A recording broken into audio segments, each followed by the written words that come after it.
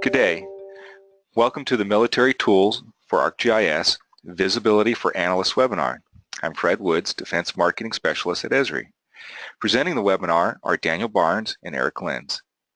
Today you will learn how to quickly create multiple types of visibility graphics, such as performing linear and radial line of sight analysis for use in your planning process. For the webinar, you are all on mute. However, you'll see a question window. Please type questions there and we'll review them at the end of the presentation. At the end of the webinar, there will be a survey question.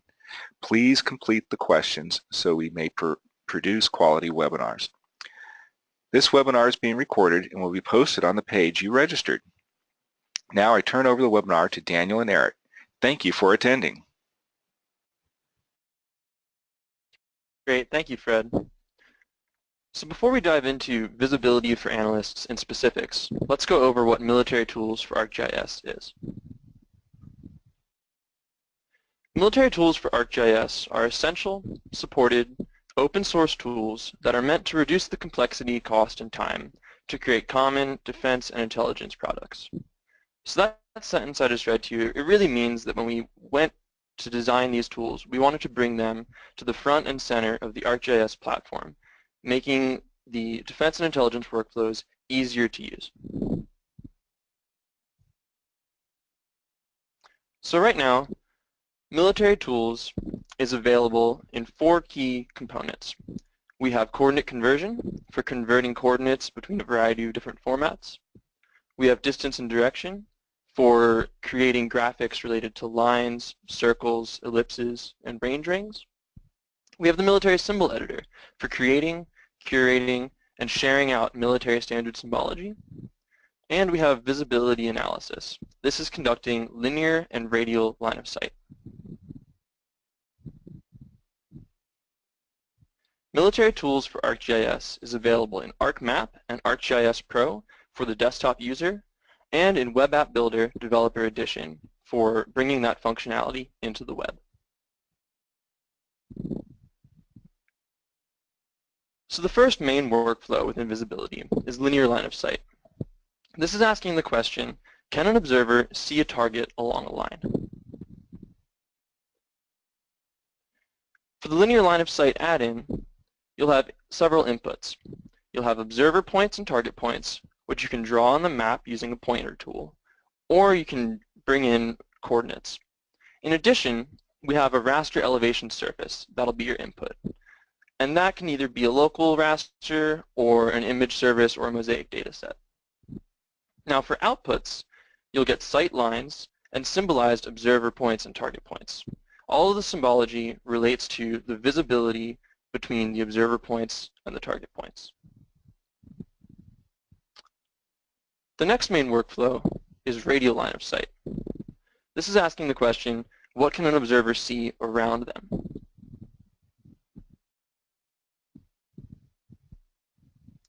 In terms of the add-in, you'll get inputs similarly to linear line of sight with observer points and your elevation surface, but this time the outputs will be areas.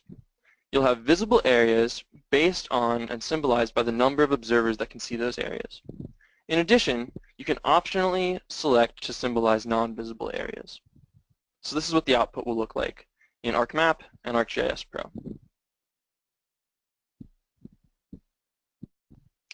In addition, we have a visibility geoprocessing toolset. This allows you to extend visibility workflows beyond the add-ins. For example, we have the Find Local Peaks, Highest Points, and Lowest Points tools.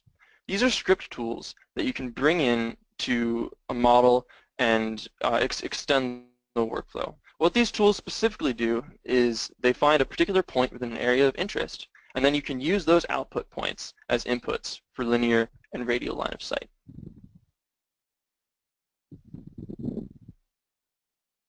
And finally, we have a radial line of sight widget. It has an input observer point, and this time it has a viewshed geoprocessing service. It's referencing an elevation surface, and this GP service is what allows the widget to conduct the analysis in the web. Once the analysis is run, you'll get an output of visible areas in green and non-visible areas in red. I like the visibility widget because it has interactive sliders for the observer offset height, for the distance in range, and for the circular sector. So with that, I'll move into the demonstration portion of the webinar.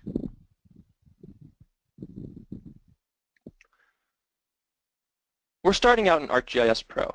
What we're looking at right now is the World Imagery Base Map.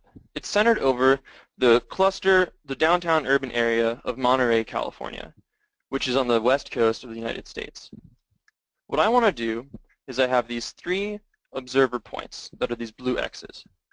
And what I want to do is conduct a radial line of sight to see what these observers can see in this urban downtown core.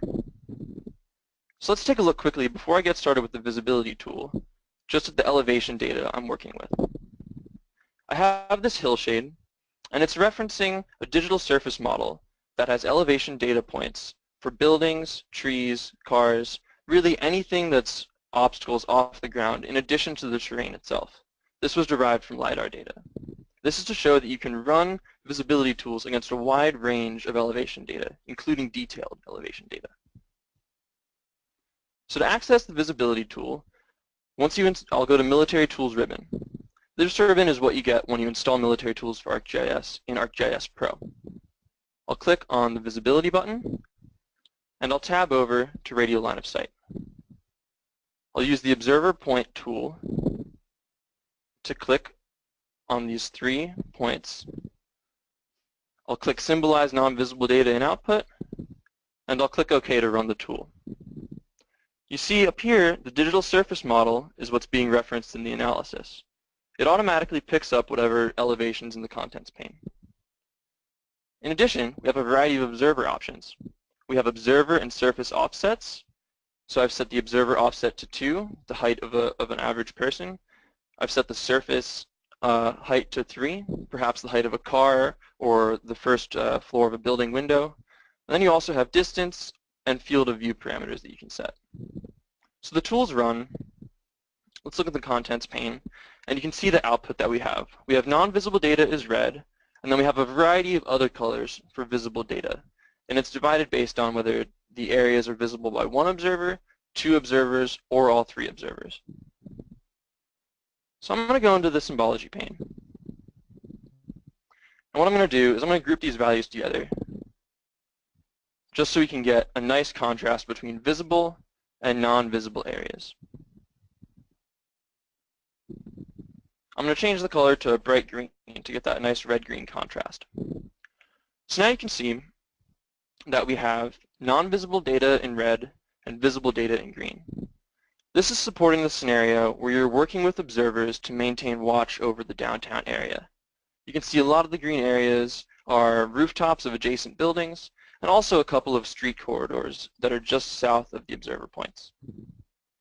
But what if I want to switch this scenario so that we're operating in the urban area and the observers are hostile, so we're trying to avoid being seen? In that case, I would turn visible areas red. And then for non-visible data, I would just turn that off. So this output is now giving us an idea of areas that would be dangerous to operate in if we're operating in this environment. This is just to show that there's a variety of ways to symbolize the radial line of sight output. So before I move on to linear line of sight, let's visualize a couple of ways to look at radial line of sight in 3D. This first scene that I have, what I've done is I've added the hillshade, which is our elevation surface, as an elevation surface of the scene itself. That way, the various elevation points that represent buildings, the height of trees, cars, other obstacles off the surface of the ground are being represented in 3D. You can see that we have our radial line of sight observer point. That blue X is at the top corner of that building. And then I can just drape the visibility output, the red and green areas, on top. That's a 2D layer being draped on top of a 3D elevation surface. You can see that a lot of the areas in green are the rooftops, and then there's a lot of areas that are in red as well that are being blocked by some of the buildings. So that's one way to visualize radial line of sight in 3D. Another, more cartographic way to visualize radial line of sight is to separate the 3 visibility codes, whether it's visible by 1 observer, 2 observers, or all 3 observers, not only by color, but also by height. So here we have the 3 observer points. They're extruded as cylinders. And then we also have extrusion for the areas visible by 1 observers to a specific height. And then for 2 observers, it's higher, and 3 observers, it's higher still. So now we can visualize cartographically what's going on with radial line of sight. So let's move to linear line of sight. Now we've moved into the Salinas Valley, and we have 4 observer points up on this ridge. We want to view various target points along the highway that's in the center of the valley here. So I'm going to go into visibility. I'm going to tab over to linear line of sight, and I'm going to use the observer point tool again to mark our observer points. This time I'm also going to mark our target points. And I'm putting them, these could be checkpoints right along the highway. I'm going to click OK to run the tool, and the tool will begin to run. You can see here, just like radial line of sight, that it automatically will pick up whatever input elevation surface you have in your table of contents. And you can also set observer and target offsets. Another important thing to mention is that the observer and target offsets can be in a variety of units. The default is meters, but you can also set it to feet, kilometers, and other units as well. I'm going to go into the contents pane, and you can see that the the linear line of sight outputs are being added as features to our map. And these features, what you can do is share them out or edit them just like you would any other features within ArcGIS. So the tool's finished running, and let's take a look at what's going on with the symbology. So with linear line of sight observers, these are the points that are up along the ridge. They're blue circles, and they either have a green or red dot, depending on whether they have visible targets or not. If they have visible targets, the dots will be green, and if they don't have any visible target, the dot will be red. You can see that 3 out of the 4 observer points have visible targets. For the target points, the 2 target points are both green because they can be seen by the observers. And they're also labeled with the number 3 because each target point is visible by 3 observers. Now, for the sight lines, we have 2 different lines. First, we have a red and green sight line for each line between observer and target. Areas that are in red are not visible by the observer, and areas that are in green are visible by the observer. Finally, we have sight lines, and these are outlines that are in white or black that indicate whether a specific observer can see a specific target or not. So you can see that the majority of the outline of these red and green lines are white, meaning that the specific observers can see the targets, except the one observer point that can't see any targets. Those red lines are outlined in black. So let's take a look at what this looks like in 3D. Once you can convert these outputs to a scene, you'll see that we have the elevation of the base map, and then we also have the sight lines, and they're being draped onto the terrain itself, the red areas and the green areas. The outlines, however, maintain that straight path between observer and target points, indicating visibility or no visibility.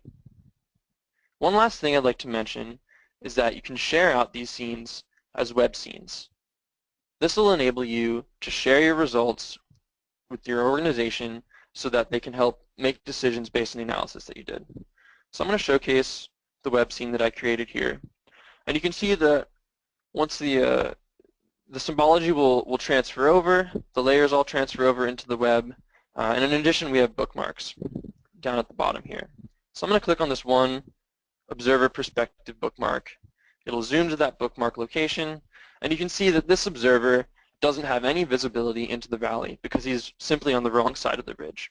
Having this perspective really helps make more obvious some of the choices that decision makers can make when it comes to placing observers for the specific visibility analysis. So with that, I'll hand it off to Eric, who's going to showcase some of the geoprocessing capabilities of our visibility toolset and showcase radial line of sight in the web with the visibility widget.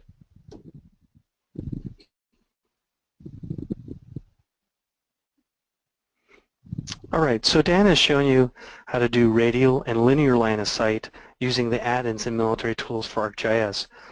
But as we mentioned before, we have these same capabilities as geoprocessing tools. I'd like to demonstrate that now. So I've already installed the military tools for ArcGIS Pro Toolbox on my local machine. We have 3 different tool sets. We have one for performing various types of conversions, one for distance and direction calculations, and what we're focused on today is visibility. And I like to perform a linear line of sight analysis within a model.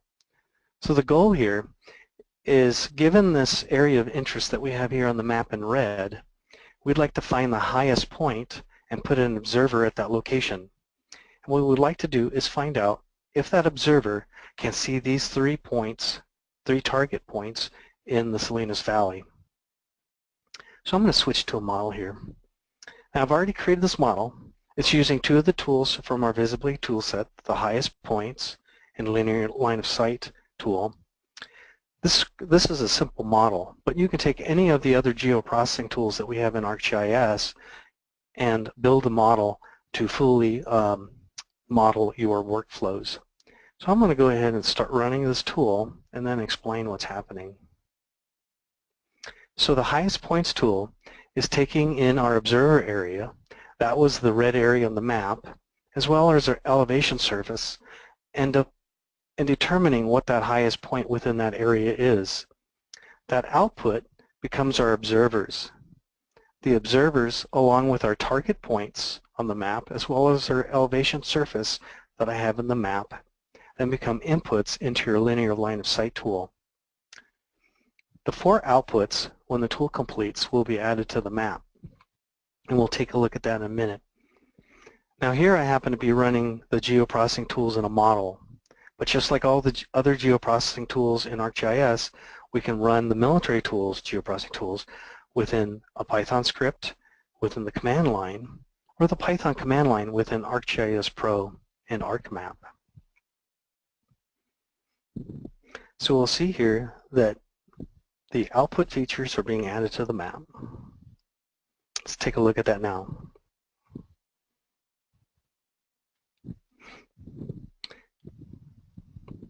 So I'm going to switch my layer order. And now that we can see that 2 of the target locations are visible from our highest point in our area of interest. So we've now shown that you can perform visibility in the desktop from both geoprocessing tools with our add-in. But we also have the same capability within the web. So as Dan mentioned, we have a visibility widget for Web App Builder Developer Edition. In this particular case, I've saved a Web App Builder template to my portal that contains that visibility widget. And I've shared that to the portal so that users who have created web maps can create applications using that template. In this particular case, I have a military overlay web map, and I'd like to create an application from it to perform a radial line of sight analysis relative to units that I have on the map. So the first thing I'm going to do to make an application is I'm going to click Share, Create a Web Map, which brings up a dialog that shows all of the out-of-the-box application templates as well as our custom template that we added earlier. So I'm going to search for visibility, and here's the template that we added. Select that, and you'd simply click on Create a Web Map, which will bring up a wizard dialog to walk you through the process of creating an application. In this particular case, I've already created an application. So you see here, I have that same web map with our military overlay features. We have our navigation tools on the upper left, and then we have the widgets down on the bottom. The organization and layout of this application just happens to be how I've designed this template, but there are many other design that you can use. So let's go ahead and perform a radial line of sight analysis. So I click on the widget. You'll see that I have different controls to control the aspects of the analysis. I can set the observer height. I can set the min and max distance of the analysis. I can set the field of view for the analysis. as well as the angle that the analysis will be performed on. So let's go ahead. We're going to go ahead and select this unit here and determine what's visible and not visible by that unit. In this case, it's running a viewshed service that has a elevation surface referenced. So now that we have our output, we can see that we have green and red areas. Those denote both the visible and non-visible areas that can be seen or not seen by the unit. So as you can see, we can perform visibility quite easily using military tools for ArcGIS, both on the desktop and the web. Before moving on to questions and answers, I'd like just to make everyone aware that we have 5 additional webinars related to military tools for ArcGIS. The next one will be add-ins for developers on March 21st. If you'd like more information on the webinar or register for the webinar, please see the URL at the bottom of the screen. And finally, you can find more defense solutions by visiting solutions.arcgis.com/defense. And with that, we'd like to open it up to questions. Well, the question that we do have from Denise Hovanak is, are there standards or recommended symbology for geospatial symbols in addition to the military symbology? I can answer that one. Denise, Esri offers the Esri Defense Mapping product as well as the Esri Production Mapping product. Within the Esri Defense Mapping, the NGA, or the National Geospatial Intelligence Agency, symbology and other symbols are going to be in there. And as well as for the production mapping, that's where the USGS and other symbology will be available, such as for Swiss Topo. I hope that answers your questions. Any other questions about what was shown today? Please type it into the question box. For Dan and Eric, I have a question here. How about, so is this technology available to download right now? Yes, as a matter of fact, it is. You can go to the Military Tools for ArcGIS landing page, and from there you can either download it directly from our website or order it in a hard copy. We have another question here. I think, how do you get the military tools for ArcMap? That was just answered. You can also go to the registration page, and there's a link on there that'll take you directly to the download, or take you to the military tools page on the solutions where you can download it from there. We do have another question from Matthew Bryce. Is there any way to view TINs or rasters other than Portal, like in Google Earth? Well, we do have ArcGIS Earth, which is a way that you can visualize in a global 3D way, similar to Google Earth's functionality. But in ArcGIS Pro, you can view TINs or rasters in the desktop environment in both global and local scenes. And you can also view TINs in Portal and in the web environment, publishing from Pro out into ArcGIS Online or to Portal for ArcGIS. Yeah, you can use the share pane within ArcGIS Pro to turn that local file into a service, which is then viewable in the web. And another answer to the military toolbox specifically for ArcMap, when you download military tools for ArcGIS or receive the hard copy, you can the toolboxes come with that file structure. So you'll be able to access the toolbox not just for visibility, but for the coordinate conversion and distance and direction as well. This is, okay. Arthur, how good is it possible to use SRTM data for use with military tools? If you're able to bring it into ArcGIS, then you're able to use it right in the desktop or create a service for and share it out for use on the web tools. Yes, yeah. To follow up, yeah, SRTM is available in a couple different formats.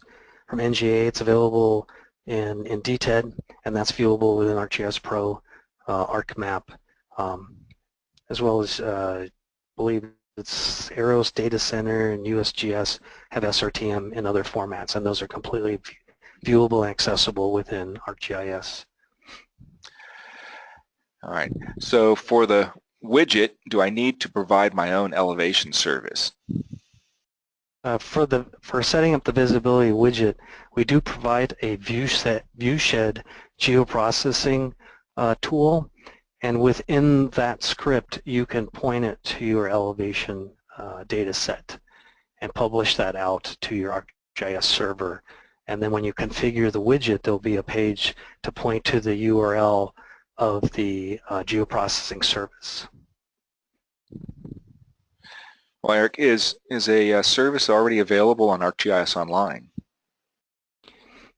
Well, there are elevation services available online. However, you'll need to configure the geoprocessing viewshed service to use a data set at this point. Am I able to customize these widgets from Avi? Yeah, there's a couple levels of customization with these widgets. First, there's a configuration page where you can make small changes. For example, the color of the symbology, specifically with distance and direction.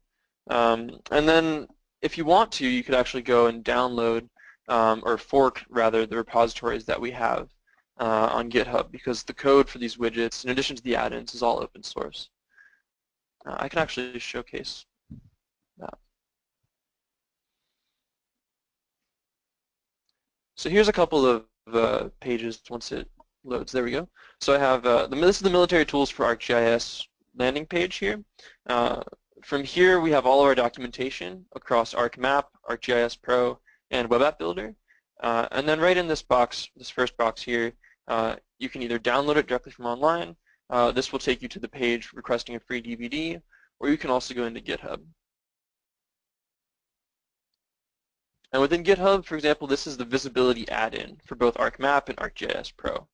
If you wanted to go and actually download this, or if you want to just provide feedback, you can open up an issue and we'll respond to you with our opinion, or if it's an enhancement. We definitely would love to get feedback on that kind of stuff. From Derek, if I downloaded military tools, are there instructions included to assist me with setting up my elevation service for the widget? Yes, Derek, there are. In fact, I just navigated to that page. That helps you with the instructions to set up the visibility geoprocessing service.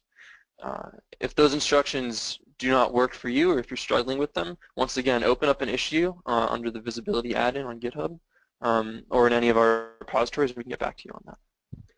Those instructions are also available if you have the DVD. So it's either the help is going to be online, but it's also included with the military tools. Any other questions from folks that are out there participating?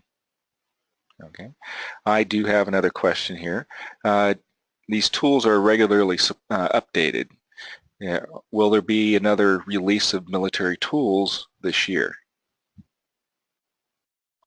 Yes, there will, Fred. We're currently in the process of planning for that next release. We're looking to make some updates towards user conference in July. I want to thank everybody for participating in the webinar. Please join us for our next webinar. You can log in to, let's see if Daniel can bring up that page for the webinars. Let's take a look at the page. So once you can go back into the military tools for ArcGIS webinar series landing page, scroll down to our next one, which is going to be on March 21st. So it's going to be the military tools for ArcGIS add-ins for developers. Highly recommend this for folks that want to customize and or embed this capability within other systems. Again, we thank you very much for your attendance, and the recording will be available on the landing page for the webinar series in the near future. And the survey will be coming out shortly. Please answer it so we can continue to have quality webinars in the future. Have a great day.